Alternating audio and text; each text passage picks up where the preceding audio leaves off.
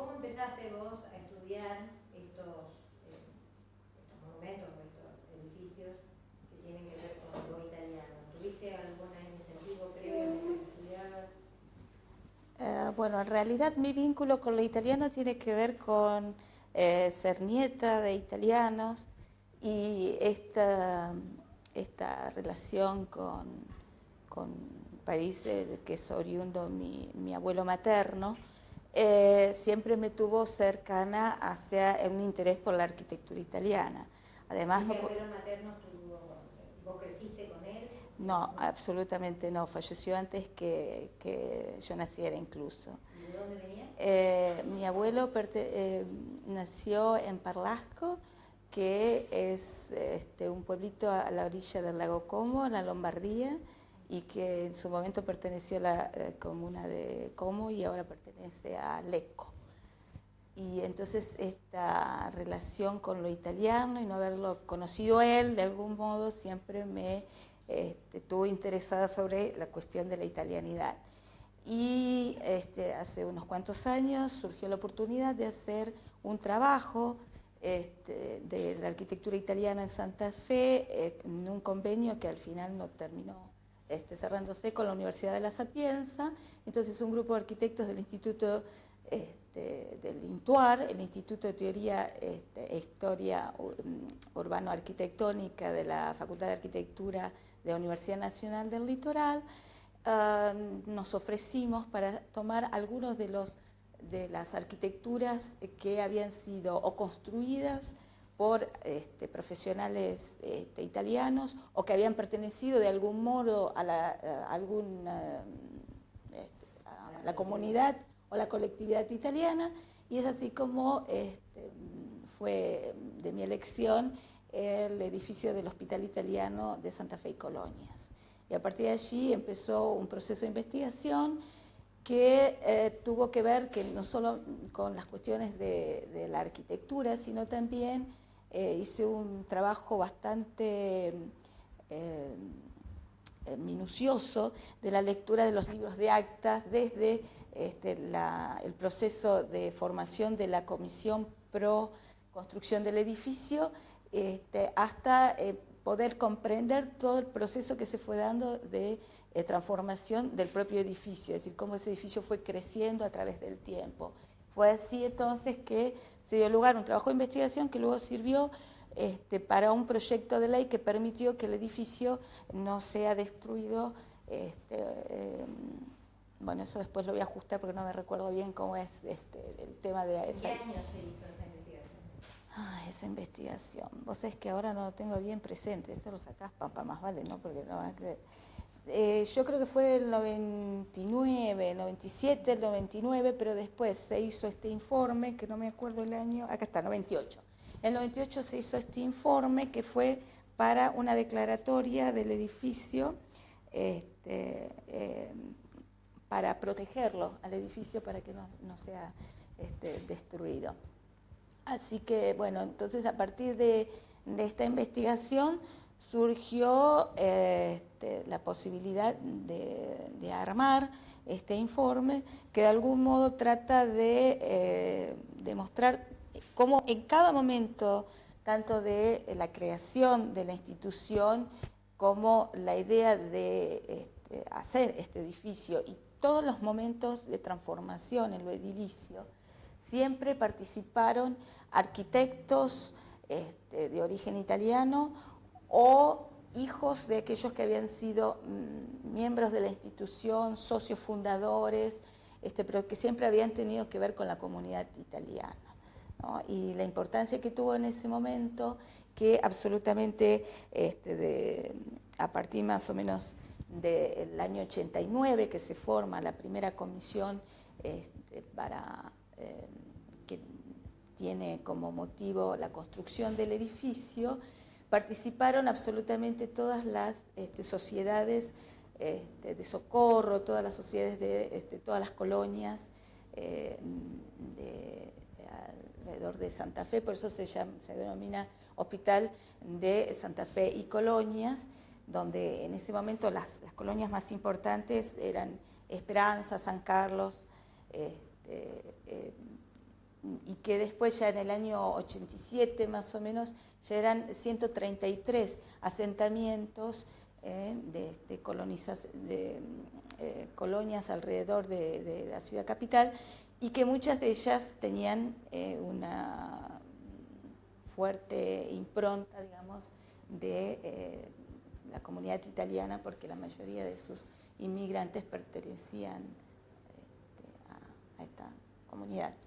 El edificio original, ¿por quién fue construido? El edificio original fue construido por el ingeniero Giglione, Benedetto Giglione, que incluso formó parte de esta primera comisión. El ingeniero Giglione había venido a trabajar en la empresa Hume, la construcción de los ferrocarriles, y luego se convirtió en ingeniero o arquitecto municipal, precisamente en el año 89, cuando empieza todo el proceso de construcción, más que de construcción, de organización de la comisión para la construcción del edificio. Él precisamente era en ese momento ingeniero municipal, y fue incluso él el que fue encargado de conseguir el terreno. En realidad, él encontró este terreno que se ubicaba en las afueras en ese momento de la ciudad, e incluso hay un párrafo que se cita en las actas del Consejo, el Consejo directivo de la municipalidad, donde él aconseja uno de estos terrenos que se supone y se sabe que es un terreno municipal y que podría ser adecuado para la construcción del edificio, teniendo en cuenta las condiciones de ventilación y asoleamiento que eran necesarios para las normativas y para los idearios sanitaristas de fines del siglo XIX. Después el edificio tuvo transformaciones, ampliaciones. El edificio fue teniendo transformaciones. Este proyecto que Giglione comienza a realizar en el año 1889, se coloca la piedra fundamental en 1890 y se termina de construir en 1892. Y a partir de allí comienzan también, tenía aproximadamente una capacidad para 60 camas, que podían extenderse hasta 100 camas, pero como era tan amplia la comunidad, que llegaba incluso a todo el resto de las colonias y a veces excedía el límite de la provincia de Santa Fe, porque algunas comunidades por fuera de la provincia que pertenecían a alguna sociedad italiana también solían acudir al hospital. Incluso este hospital fue el primer hospital en Santa Fe construido para tal fin, porque existía un hospital, el Hospital de Caridad, que en ese momento estaba sobre calle Comercio, hoy calle San Martín, más o menos en lo que hoy ocupa el Parque Belgrano, pero era insuficiente la capacidad para cubrir a la comunidad santafesina. Entonces empieza todo, a partir del 92 comienzan a construirse es decir, los pabellones de acuerdo al proyecto original del arquitecto Giglione, y ya a partir de 1900 comienza la idea de la necesidad de una ampliación, y comienza a pensarse cuáles serían las formas más adecuadas para realizar estas nuevas construcciones. Se piensan en incorporar pabellones individuales, y es allí donde se lo convoca al ingeniero Arturo Lomelo, que también en ese momento, también miembro de la comunidad italiana, y que pertenecía o formaba parte en ese momento, o sea, era el ingeniero municipal justamente en la ciudad de Santa Fe. Entonces allí donde comienza la proyección y la construcción del pabellón San Martín, que se culmina más o menos en 1908. Creo, espérate, bueno, ahora me tendré que fijar, en 1908. Así que a partir de allí se hace una serie de remodelaciones, pero ya en 1928 se hace la ampliación del frente, y se le agrega en el sector, en el área central se agrega un piso más, que allí va a estar esta ampliación, esta reforma y remodelación del año 1928 va a transformar la fachada, que en un principio era de un austero lenguaje neorrenacentista, muy propio de la época y con lógicas influencias de la arquitectura italiana, sí que se llevaban adelante a finales del siglo XIX en nuestro país, y ya en el año 28 va a estar a cargo de la reforma el ingeniero Tenerani, que había venido a la ciudad para construir la aduana, el edificio de la aduana que lo encontramos hoy sobre calle Rivadavia. Y entonces es convocado el ingeniero Tenerani para la construcción y para la reforma y ampliación del hospital, ya entrada la segunda década del siglo XX. ¿Hay alguna razón por la cual vinieran tantos arquitectos italianos? ¿Alguna razón? ¿O era de casualidad que venían inmigrados y empezaban a trabajar? Las razones eran varias. Los que vinieron finales del siglo XIX, y esto a lo mejor te lo puede decir mejor Adriana Collado, ¿no? Pero algunos, por ejemplo, el ingeniero Giglioni, que vino para trabajar en el ferrocarril, la construcción del ferrocarril, los tendidos de red del ferrocarril, por ejemplo, hizo que muchos ingenieros europeos vinieran, sobre todo la mayoría de ellos de origen italiano. No franceses, porque el ferrocarril era francés. Bueno, pero algunos eran franceses, pero muchos eran italianos. Es decir, las razones fueron varias. Muchos fueron también que supongo yo que con esta propuesta de apertura, digamos, de la inmigración a partir de la segunda mitad del siglo XIX en la Argentina, podía ser una opción, ¿no es cierto?, para venir a trabajar a la Argentina. Arquitectos nacidos y formados en Europa. Venían con su formación europea. Y venían a trabajar a la Argentina, y muchos de ellos por razones personales, o porque venían primero a Buenos Aires y después eran contratados por las empresas eran trasladados para la construcción, ya sea de ferrocarril o para participar en otros tipos de trabajos, y se quedaban en Santa Fe, o en el caso de Tenerani, que vino solamente a construir un edificio, y como la comunidad italiana se habría vinculado con la comunidad italiana, fue el motivo por el cual fue contratado para el diseño o la ampliación que se hizo en el año 28. Y en esos estudios que ustedes hicieron, ¿pudieron también recabar datos sobre cómo eran la conformación de los obreros o de los artesanos que acompañaban? Bueno, precisamente en la construcción del edificio del hospital, en cada una de las etapas siempre participaron constructores italianos, los Bertuzzi, o por ejemplo en el caso del proyecto del año 28 de ampliación que lleva adelante el ingeniero Tenerani, el director de obra ya era el arquitecto Mai, que había sido hijo también de uno de los fundadores del hospital italiano. Y ya en la reforma, o sea, la ampliación y reforma que se hace entre el año 1936 y 1938, que el hospital llega a tener la fachada que hoy conocemos. Ya el arquitecto proyectista es precisamente el arquitecto Mai.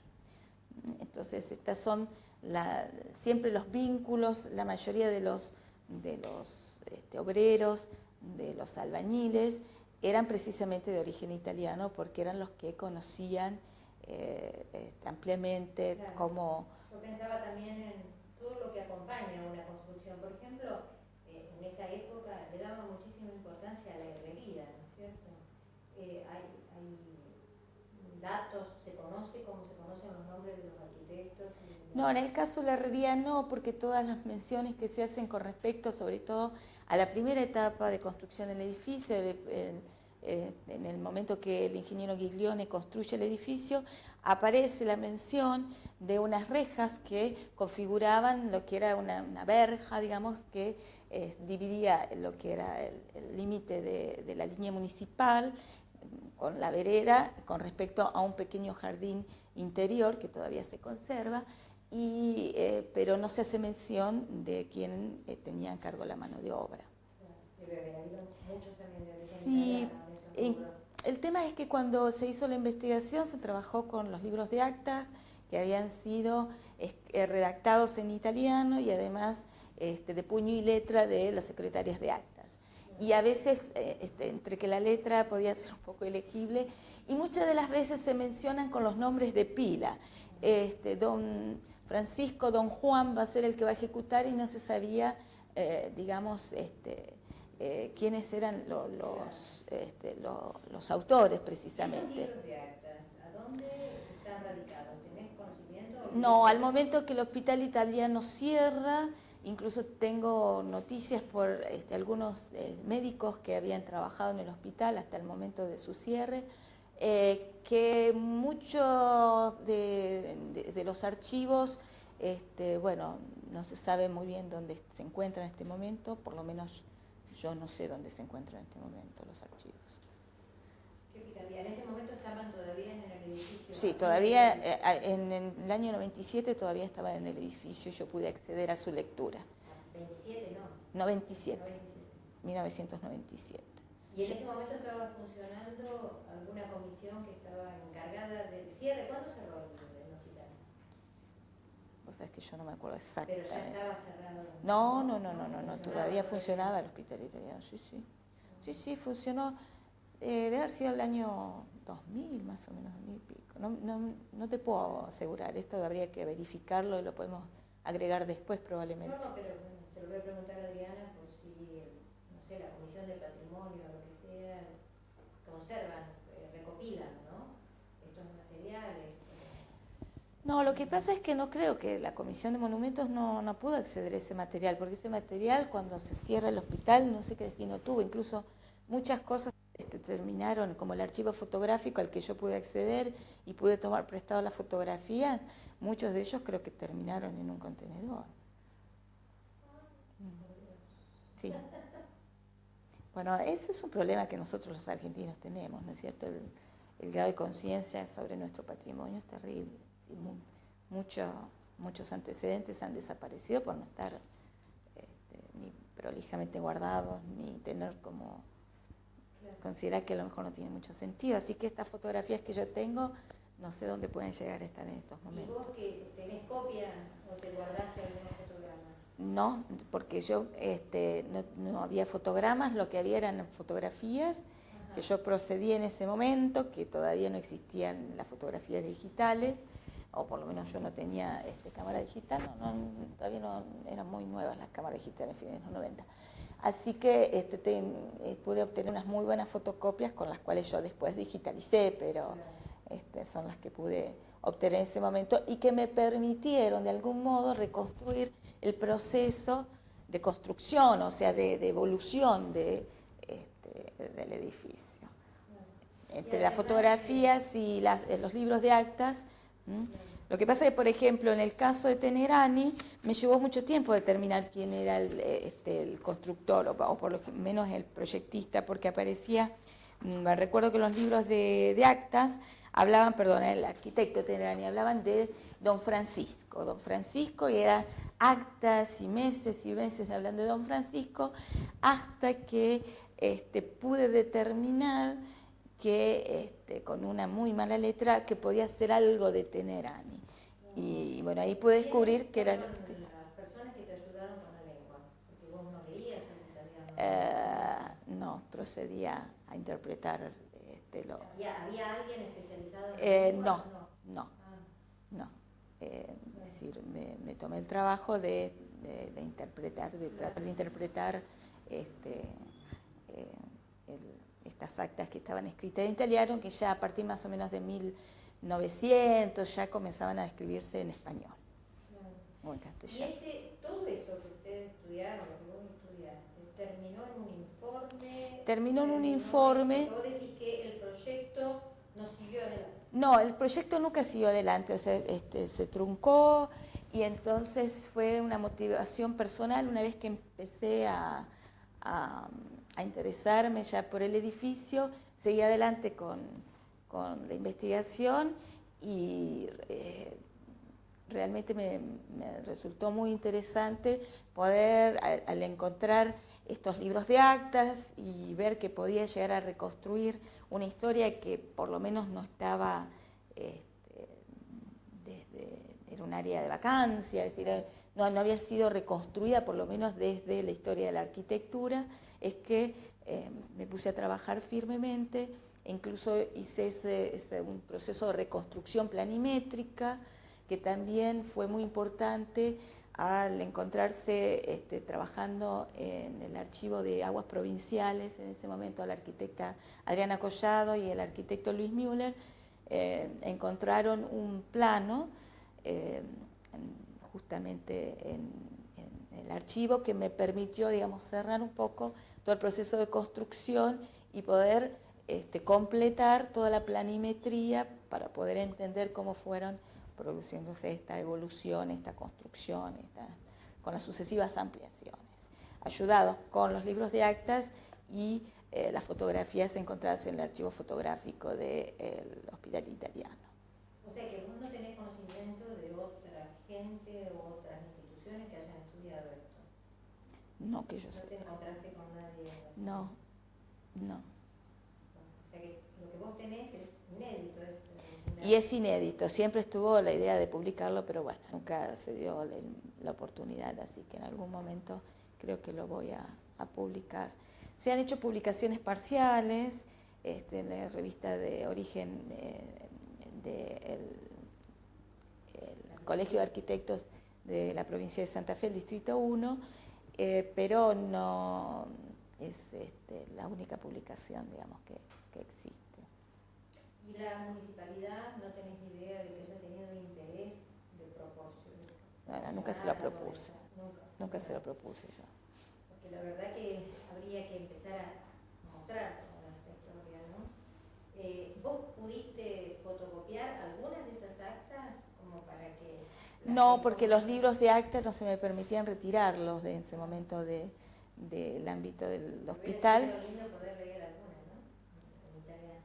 Y así que yo procedía a tomar, extractaba, tomaba notas, hice un fichaje, pero no pude en ningún momento retirarlo. Es decir, yo iba y trabajaba en las oficinas administrativas del hospital en ese momento, ¿no? ¿Vos pudiste ver algo de los registros, por ejemplo, de la cantidad de pacientes? ¿Había fichas como para saber qué población, ¿no? Porque era la colonia, ¿no es cierto? Porque hablas de camas, pero había también mucha gente que iba a hacerse ver en la atención ambulatoria, ¿no es cierto? Sí, había atención ambulatoria. Lo que pasa es que los libros de acta tenían que ver más que nada con la construcción, las cuestiones administrativas, por allí presupuestarias, pero no había detalles sobre las cuestiones de quiénes eran los pacientes y los registros y fichajes de los pacientes. Tenían otro tipo había otro tipo de archivo al cual en realidad nunca accedí porque tampoco tenía mucho que ver con la investigación que yo estaba haciendo. Sí.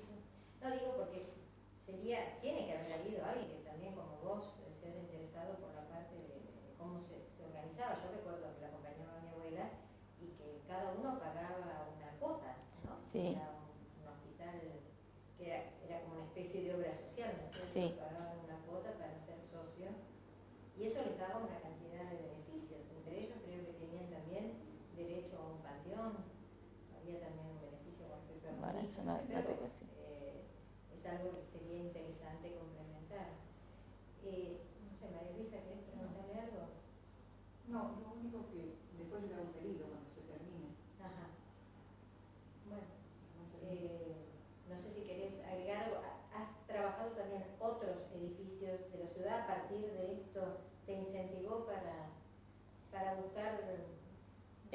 con respecto a un edificio en particular así, con esta profundidad, no he trabajado ninguno como el Hospital Italiano con respecto a la cuestión de la italianidad, ¿no es cierto? Pero sí siempre, es decir, dentro del área de historia, de la arquitectura, donde yo me desempeño, muchos de los trabajos, lo que pasa es que mis trabajos de investigación actualmente se fueron dirigiendo hacia otros lugares, no tan específicos, digamos, sobre un determinado momento de la historia de la arquitectura de Santa Fe, pero siempre, es decir, la idea de la presencia de la comunidad italiana, sobre todo en los primeros, es decir, finales del siglo XIX y la primera mitad del siglo XX ha sido muy importante. Lo que pasa es que, bueno, lógicamente, el grado de sustitución que está teniendo la ciudad en la actualidad ha venido, de algún modo, reemplazando mucha de esta arquitectura de fachadas, telones y estas que existían en el área central de la ciudad, que bueno, lamentablemente se han perdido muchos buenos ejemplos y algunos que no eran patrimonio, eran solamente patrimonio modesto, pero que de algún modo habían sido construidos a través de mano de obra italiana, por idóneos,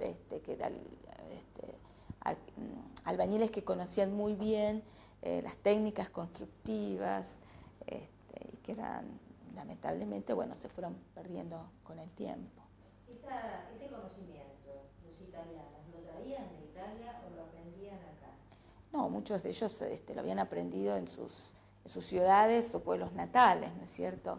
El conocimiento, al igual que esa mirada hacia un lenguaje, como le llamamos nosotros, lógicamente que los vincula con la historia de la arquitectura italiana, ¿no? Mirando hacia el Renacimiento, es decir, mirando hacia el románico, esa arquitectura de los cuales ellos tenían en su propia tierra y que, bueno, de algún modo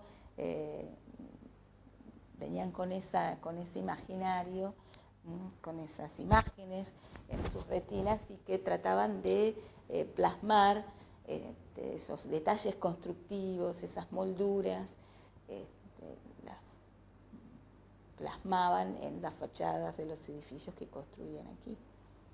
No solamente los edificios, digamos, edificios públicos.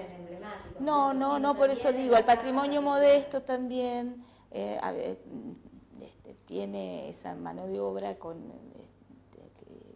de origen, la mayoría italiana, que conocía muy bien cómo llevarla adelante, ¿no? Cómo construirla. La casa, bueno, después no sé quién. Adriana, no sé qué creo que va a hablar de la casa del gringo. Que nosotros reconocemos como italianizante, etcétera, no existe en Italia. O sea que ha habido como un proceso de transculturación, ¿no? Elaboraron una estética y una... Yo no quiero hablar porque me parece que eso lo va a decir Adrián, pero no sé qué me preguntas, perdóname. No, que digo, la casa esta que nosotros nos identifica a las casas de las ciudades de la Pampa Gringa, está en Córdoba, está hasta en Montevideo también, hablamos del Río de la Plata quizás, no existen en Italia. Entonces hay como... Bueno, lo que pasa es que hay dos teorías por lo menos de cómo provienen. Bueno, yo te contaba que el arquitecto que podrías hacer una entrevista, Luis María Calvo, él precisamente ha estado encargándose de... O sea, él tiene una teoría que se suponía que la casa de patios dividida al medio configuraba esta idea de la casa del gringo, la casa chorizo, ¿no? Denominada vulgarmente. Pero él tiene otra hipótesis de que no proviene precisamente de allí. Pero me gustaría que lo trabajes con con Luis María, perdón, porque sí. Lo vamos a preguntar. Bueno, no sé, si querés agregar algo y si no, no sé, pues ya veo que me miro y digo, no dije nada de lo que tenía que decir, ¿viste? No, qué sé yo. Sí. No, dijiste mucho. Sería magnífico poder complementar con los documentos, que alguien tuviera y poderle sacar una foto a un acta, por ejemplo, de esa que vos leíste. ¿Pero vos tenés fotos de Yo tengo fotos de la construcción, del proceso de construcción, incluso de algunos aparatos que en su momento se utilizaron, que había fotografías, entonces saqué, o por ejemplo de algunas ambulancias en el portal de entrada, bueno, incluso una fotografía que aquí tengo, que creo que es del año 40, donde se ve todavía que no, es decir, la manzana que está hoy entre, que es Boulevard Zavalla y Avenida Freire no existía, entonces se ve absolutamente todo el frente del hospital italiano, franco, o sea, sin ningún volumen que interrumpa las visuales, ¿no? Entonces una foto sacada desde Avenida Freire. Entonces esas cosas que, bueno, es imposible obtenerlas si no es a través de fotos históricas, porque es una vista de la fachada completa. En el hospital, en el momento que vos hiciste la investigación? Lo que pasa es que yo no me acuerdo quién estaba director en ese momento. ¿Pero eran médicos? Sí, era un... Sí, ¿Y el hospital dependía de la ciudad o de la provincia? No, en ese momento creo que estaba... Justamente el problema vino porque se iba a expropiar el edificio. Entonces, antes de la expropiación, me pidieron a mí el informe porque pertenecía todavía a la sociedad italiana. ¿Y quién te pidió el informe? Porque vos decís que lo hiciste por un proyecto de investigación. El abogado de la sociedad italiana, que era Raskiewicz. A través Bueno, no sé si la comunidad italiana o del hospital en ese momento. Del hospital. Le habían pedido. Habría que hacer una investigación para ver qué pasa hoy con el hospital. Yo no me acuerdo, tendría que revisar porque eso. Yo creo que hoy depende de la provincia. Sí, hoy sí. Porque iban a hacer una conexión interna entre el Iturraspe y el edificio, ¿no? Y el Iturraspe depende de la provincia, ¿no es cierto? Sí, incluso te digo que más que parte del terreno que hoy pertenece al Iturraspe fue una negociación porque en principio el terreno del hospital italiano ocupaba el sector de lo que hoy es el hospital Iturraspe, pero no tenía la parte posterior, digamos, lo que hoy da hacia eso que es Perón.